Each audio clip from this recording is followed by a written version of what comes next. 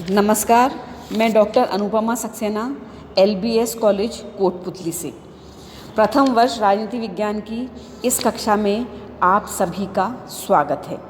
बच्चों, पिछले 4 व्याख्यानों से मैं आपको राजा राम मोहन रॉय के संबंध में बता रही हूँ और इसके अंतर्गत मैंने आपको उनके जीवन के संबंध में बताया, उनकी कृतियाँ, उनके धार्मिक विचार, उनके सामाजिक विचार, उनके शिक्षा संबंधी विचार तथा उनके राजनीतिक, प्रशासनिक, न्यायिक और कानून संबंधी विचारों की आपके साथ चर्चा की। आज के इस व्याख्यान में मैं आपको राजा राम मोहन रॉय के आर्थिक विचारों और भारतीय राष्ट्रीय आंदोलन को या भारतीय समाज व्यवस्था को उनके योगदान के संबंध में बताऊंगी। बच्चों, जैसा कि मैंने आपको पहले बताया था कि राजा राम मोहन रॉय का समय आधुनिक भारत का अत्यधिक अंधकारमय युग था। इस समय मुग़ल साम्राज्य का पतन हो रहा था और भारत में व्यापार की दृष्टि से आई ईस्ट इंडिया कंपनी भारत के तत्कालीन परिस्थितियों का लाभ उठाकर भारत के विस्तृत भूभाग पर अपना साम्राज्य स्थापित कर रही थी। 1787 के प्लासी युद्ध के बाद बंगाल भी कंपनी के प्रशासन के अंतर्गत आ गया। ईस्ट इंडिया कंपनी की आर्थिक नीतियां आम जनता की उन्नति की दृष्टि से अनुकूल नहीं थीं। ग्रामीण जनता शोषण का शिकार हो रही थी। कंपनी अपनी नीतियों के अंतर्गत ग्रामीण क्षेत्रों के लिए लाभकारी उपाय नहीं अपना रही थी। हजारों दक्ष मजदूर बेरोजगार हो गए थे। राजा राम मोहन रॉय ने कंपनी की नीतियों के विरुद्ध आवाज़ उठाई। राजा राम मोहन स्वयं जमींदार थे। यह उनके मानवतावादी दृष्टिकोण का ही परिचायक था कि उन्होंने जमींदारों का पक्ष न लेकर किसानों का पक्ष लिया। राम मोहन रॉय के आर्थिक विचारों को हम कुछ बिंदुओं के अंतर्गत देख सकते हैं। इसमें सबसे पहला कि स्थायी बंदोबस्त की आलोचना। भारत में भूमिकर व्यवस्था को स्थायी बनाने के लिए 1793 में स्थायी बंदोबस्त की व्यवस्था की गई थी। यह लगान व्यवस्था सर्वप्रथम बंगाल में लागू की गई। इस व्यवस्था के अंतर्गत कृषि का स्वामी सरकार नहीं रही बल्कि जमींदार हो गए, जो सरकार को निश्चित वार्षिक लगान देते थे। कृषि भूमि पर सरकार का पैतृक स्वामित्व स्वीकार कर लिया गया। जमींदारों की वार्षिक लगान स्थायी रूप से निश्चित कर दी गई। सरकार का किसानों से संपर्क नहीं रहा। जमींदारों के कृषि भूमि का स्वामी बन जाने से जमींदारों को भूमि बेचने, गिरवी रखने और दान देने का अधिकार मिल गया। किसान इस बंदोबस्त के कारण पूर्ण रूप से जमींदारों के अधीन हो गए। उनका कृषि भूमि पर कोई अधिकार नहीं रहा। राम मोहन रॉय ने स्थायी बंदोबस्त की इस व्यवस्था का विरोध किया। इसके साथ ही उनके आर्थिक विचारों में एक महत्वपूर्ण बात यह भी है कि उन्होंने लगान में वृद्धि का भी विरोध किया था। राम मोहन ने लगान में वृद्धि का विरोध किया। उनका कहना था कि लगान के संबंध में सरकार ने जमींदारों को सुविधाएं तो दी लेकिन किसानों को कोई लाभ नहीं पहुंचा। लगान की अधिकता के कारण किसानों की स्थिति खराब हो गई। अपने जीवन यापन हेतु वे कुछ भी नहीं बचा पाते थे। राम मोहन ने इस लगान वृद्धि का विरोध करते हुए ये सुझाव दिया कि सरकार सीधे किसानों से लगान वसूल करे। कंपनी के व्यय से संबंधित भी उन्होंने कुछ सुझाव दिए। उनका मानना था कि विलासिता की वस्तुओं पर अधिक कर लगाया जाना चाहिए। साथ ही उनका ये भी मानना था कि सरकार का खर्च घटाने के लिए उन्हें ऊंचे वेतन वाले कलेक्टरों के स्थान पर भारतीय कलेक्टरों की नियुक्ति करनी चाहिए। इसके अतिरिक्त आर्थिक क्षेत्र में उन्होंने स्थायी सेना के स्थान पर नागरिक सेना का निर्माण करने का समर्थन किया। इसके अलावा उन्होंने नमक पर एकाधिकार का विरोध किया।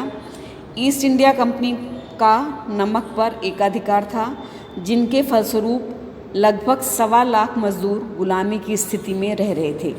राममोहन रॉय ने सुझाव दिया कि नमक पर से अगर कंपनी का एकाधिकार हटा दिया जाए तो आपसी प्रतियोगिता के कारण नमक अच्छा बनेगा तथा उसका मूल्य भी कम होगा। उन्होंने शोषण का भी विरोध किया।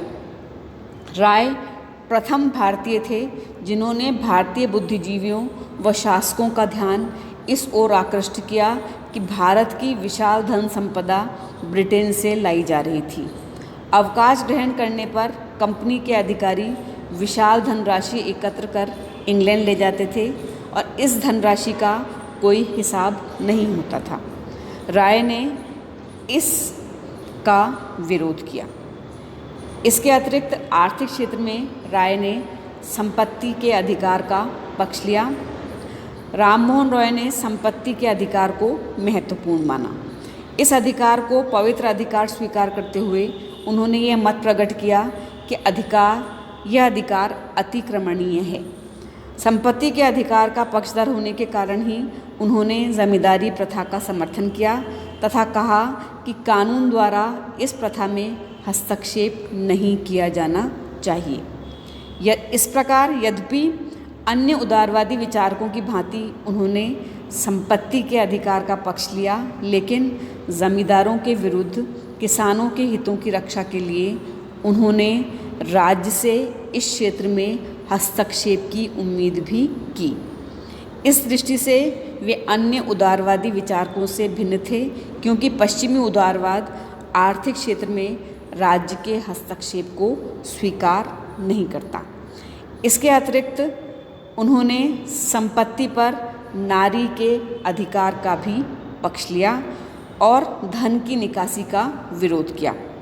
धन की निकासी रोकने हेतु राममोहन का विचार था कि भारत में यूरोप से आकर लोग बसें और भारत के सामाजिक, राजनीतिक तथा आर्थिक आधुनिकीकरण की गति तीव्र करें।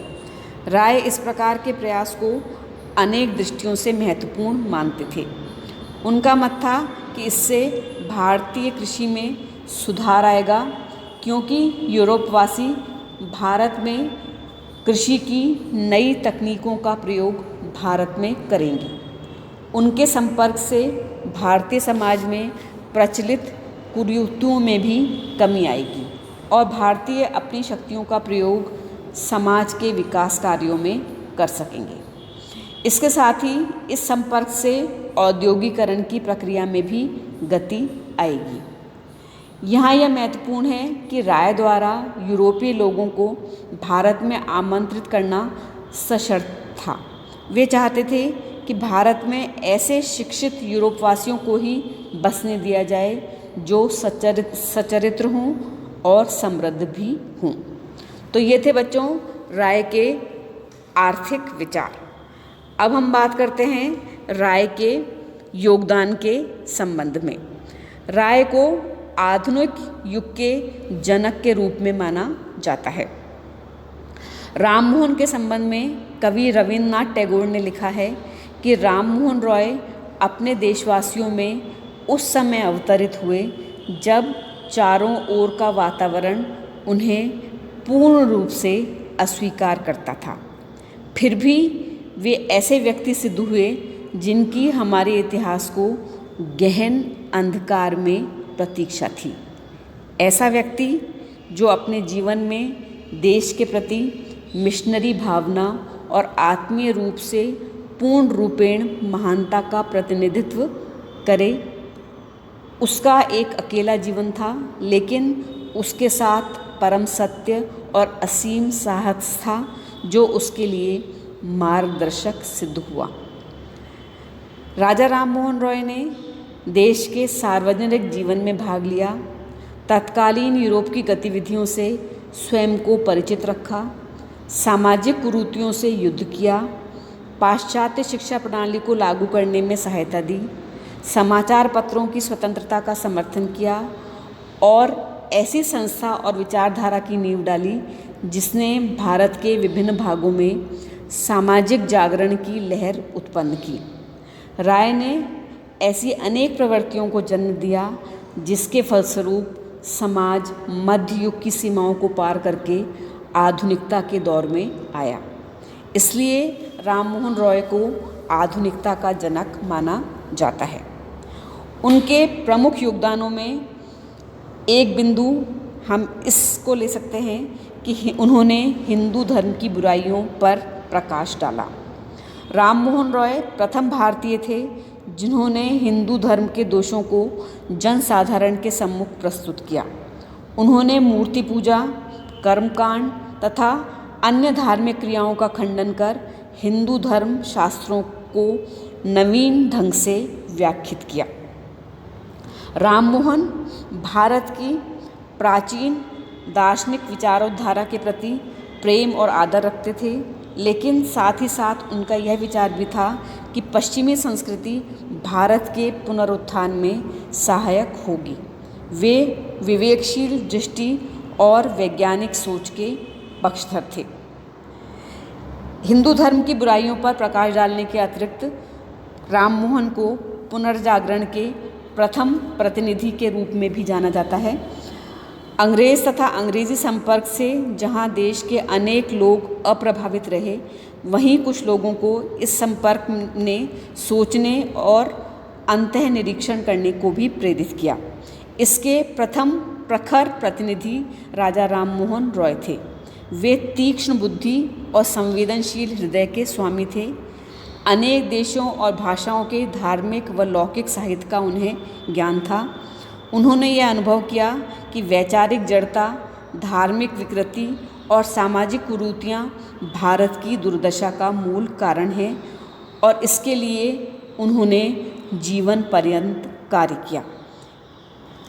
इसके अतिरिक्त राजा राम मोहन रॉय ने नारी मुक्ति का समर्थन किया। राम मोहन पहले व्यक्ति थे जिन्होंने नारी मुक्ति के लिए आवाज़ उठाई। सती प्रथा, बहुविवाह, अशिक्षा ऐसी अनेक व्याधियाँ थीं जिससे भारतीय नारी ग्रस्त थी। इस संबंध में कॉलेट के शब्द सारगर्भित प्रतीत होते हैं कि एक एक कुसंस्कार को हटाने में उन्होंने अपनी पूरी शक्ति लगा दी। नारी उत्पीड़न को दूर करने, उन्हें शिक्षा देने, उनके जन्मजात अधिकार दिलाने में राजा राम मोहन रॉय ने लोगों के नैतिक चरित्र के गठन और धार्मिक विकास द्वारा सामाजिक उन्नति करने का प्रयत्न किया। इसके अतिरिक्त राय ने आधुनिक राजनीतिक शिक्षा प्रणाली का समर्थन किया, जो उनका एक महत्वपूर्ण योगदान माना जा सकता है। राजा राम मोहन रॉय अंतर्राष्ट्रीयवाद के समर्थक थे। यह भी उनका महत्वपूर्ण योगदान है। इस संबंध में कवि रवींद्रनाथ ठाकुर ने लिखा है कि राम मोहन के समय में संपूर्ण समाज में वे एकमात्र व्यक्ति थे जिन्होंने आधुनिक युग के महत्व को अच्छी तरह समझा। वे जानते थे कि मानव सभ्यता का आदर्श अलग अलग रहने में नहीं, वरन चिंतन और क्रिया के सभी क्षेत्रों में व्यक्तियों और राष्ट्रों के आपसी भाईचारे में निहित है। आज के समाज में अंतर्राष्ट्रीय सहयोग अत्यंत महत्वपूर्ण है। राय ऐसी अंतर्राष्ट्रीय सभा बनाने की कल्पना करते थे जो सभी समस्याओं को सद्भाव और न्याय के आधार पर सुलझा सके। इस प्रकार अंतर्राष्ट्रीयता या अंतर्राष्ट्रीयवाद का समर्थन करना भी राजा राम मोहन रॉय का महत्वपूर्ण योगदान माना जा सकता है। इसके अतिरिक्त उन्होंने राजनीतिक जागरण उत्पन्न करने का प्रयास किया। वे भारतीय पत्रकारिता के जनक भी माने जाते हैं। तो इस प्रकार समाज सुधारक, शिक्षा शास्त्री, पत्रकार के रूप में राजा राम मोहन रॉय का योगदान उल्लेखनीय है।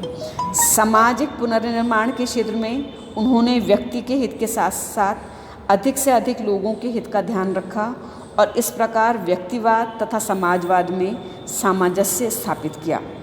संपूर्ण समाज के संबंध में उनका दृष्टिकोण पूर्ण रूप से सुधारवादी था। वे हमारे प्रारंभिक मशाल धारकों में थे जो जीवन भर ज्ञान और विवेक की ज्योति फैलाते रहे। उनका दृष्टिकोण अपने समय से बहुत आगे था। यही कारण है कि कवि रवींद्रनाथ ठाकुर ने उन्हें आधुनिक युग का सूत्रधार कहा है। बच्चों, इसके साथ ही हमारा राजा राम मोहन रॉय के संबंध में जो पूरा टॉपिक था वो समाप्त होता है। अगले व्याख्यान में मैं आपसे दयानंद सरस्वती के संबंध में चर्चा करूँगी। धन्यवाद।